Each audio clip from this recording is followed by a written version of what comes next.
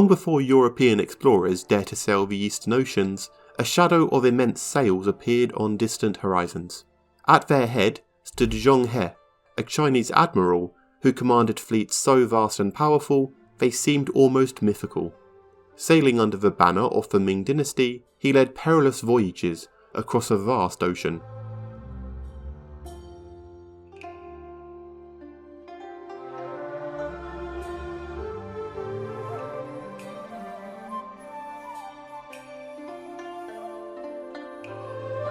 To begin our story, we need to first understand who Zheng He was. The year is 1371. He was born into the Ma family, a Muslim aristocratic family from the city of Kunyang in the Yunnan province of a weakening Yuan dynasty. As power transitioned and the Ming dynasty rose to power, Yunnan had remained loyal to the Yuan, at least until the Ming conquered the territory when He was only 10 years old. During these events, He's father was killed while He was castrated and forced to become one of Prince Yongle's eunuchs. From a young age, Ma He accompanied Yongle in his campaigns, which not only earned him his master's confidence, but also helped shape him into a capable military leader, something that would prove very useful for his future. Eventually, Yongle's father, the emperor, would die, and leave the empire in a civil war between Yongle and his nephew, the now Emperor Zheng He. Yongle would come out victorious from this war against his nephew, but not without Ma He's help, especially during the defence of the siege of Beijing in 1399. There, Ma He led his troops to victory while protecting one of Beijing's most important water reservoirs, the Zhang village dike. It is believed that this successful defence was crucial to create a counterattack opportunity that led to the ascension of Yongle to the throne. In recognition of this victory, Emperor Yongle bestowed He with the surname Zhong, the name by which he would be known from then on. Yongle's reign was marked by his relentless pursuit of power, prestige and glory. In order to achieve this, he actively promoted any projects that would glorify himself.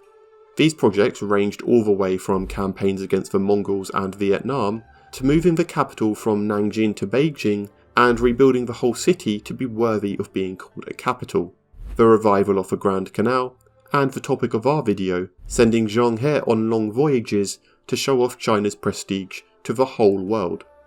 All of these faced serious opposition from his court officials, yet despite this, Zheng He had been set on a path for greatness. The fleet he would command would be of a scale never seen before. Known as the Shafen Ganjun, or the Foreign Expeditionary Armada, this fleet would be quickly built in the yards of Nanjing. It is said that the sheer amount of timber needed for this project was so massive that the whole region around the city ran out of timber, forcing the emperor to commission large-scale timber cutting expeditions along the Min and Yangtze rivers. His first voyage would set sail in 1405 and was comprised of a 255-ship armada, 62 of them giant treasure ships similar in size to small cities. Its route would become fairly simple. At first, the fleet would pass by Champa, then cross the Strait of Malacca to northern Sumatra, where they would hit the Indian Ocean and sail towards Sri Lanka. From there, the fleet would sail to Calicut and the many ports off the Malabar coast. This would be followed by 2 more expeditions until the year 1411, which largely followed the same path as this one. For his 4th voyage, things would be slightly different. Zheng He set sail from the port of Guzhan in the autumn of 1413. Like before, his fleet sailed to the city of Calicut. This city, which until now had been the westernmost point where the Chinese had ventured to, would lose this title. This time, Zheng He kept sailing west, probably driven by the emperor's desire to expand the Chinese sphere of influence, visiting places like the Maldives on his course to Hormuz, which would be his final stop on this 4th voyage. Hormuz apparently was so grand that, despite the Chinese being extremely opposed to external trade, it prompted an onboard writer to describe how great the city was.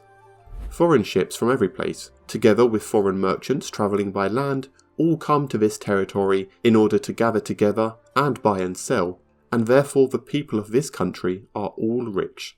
The 5th voyage left China in 1417, after the emperor ordered Zheng He to safely take home the many ambassadors of China's tributaries that had been present at a grand ceremony organised by the emperor that year.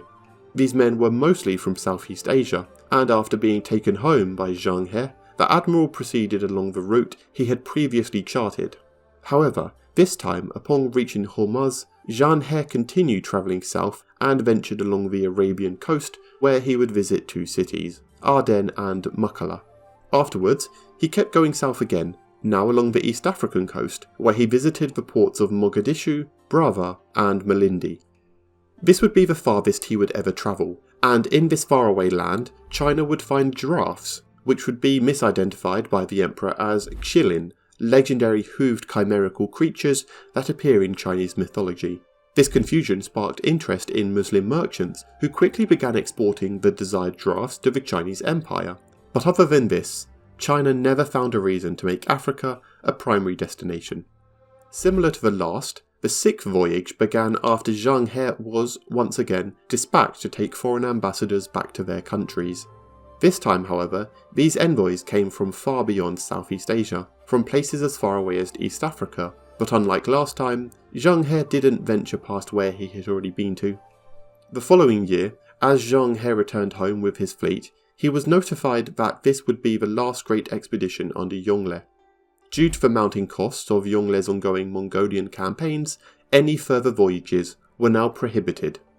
The empire's financial situation had become so dire at this point, due to the emperor's extravagant projects, that the Chinese Minister of Finance was imprisoned and disgraced. Side note, this wasn't at all the minister's fault. Since the beginning of his reign, Yongle had always spent more than what the empire could provide, especially since none of his campaigns were ever successful. Nevertheless, the minister always found a way to get the funds the emperor demanded. But after decades of overspending, even the minister was rendered helpless against another of the emperor's projects, something that deeply upset Yongle. Despite the empty treasury, Yongle would go on to organise two more Mongolian campaigns. Between these two campaigns, Zheng He was set on yet another expedition, the emperor seemingly changing his mind. This, however, would be significantly smaller and shorter than the last ones, being limited only to Southeast Asia, and probably just to Palembang, although the very existence of this expedition is debated. After returning to China, Zheng He found himself in a very different political landscape. The emperor had died while he was away, and had been replaced by his son Hongxi, who was as against his father's overspending as one could be, ordering the total cessation of diplomatic expeditions. But why would Yongle overspend so much on all these projects?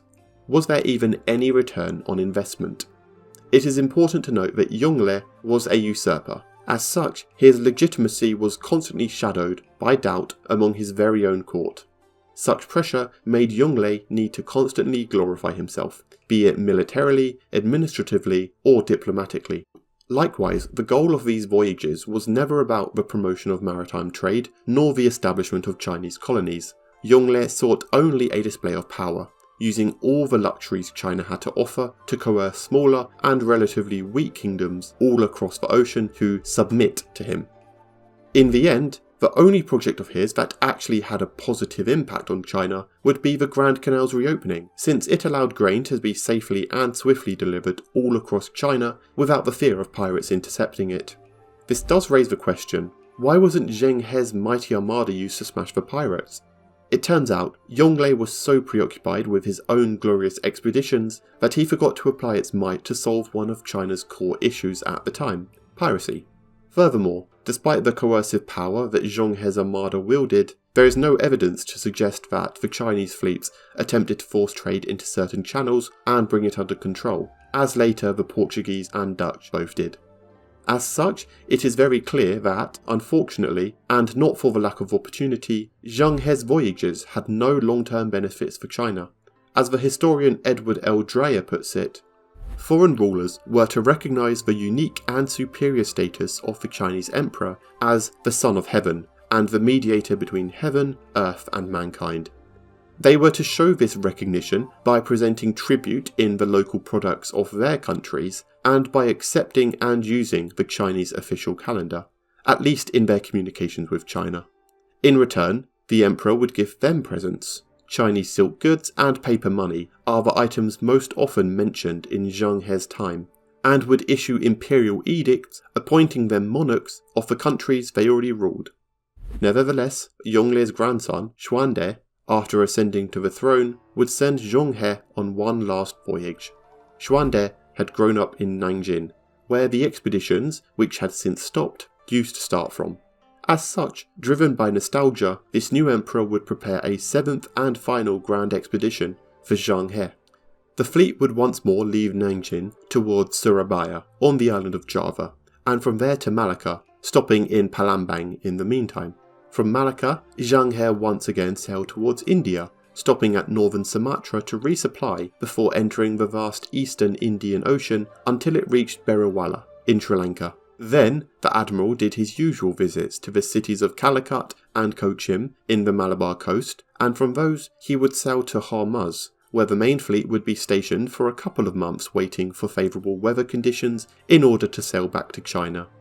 While they waited, it's likely that various smaller expeditions separated from the main fleet and sailed towards the many Arabian and East African cities and kingdoms previously visited by Zheng He. It's important to note that a smaller fleet had already separated from Zheng He's in Calicut.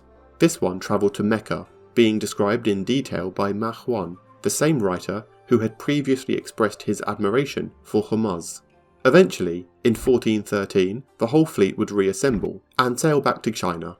Loaded with tributes from the places it had visited, the fleet received a warm welcome and its crew were showered with gifts.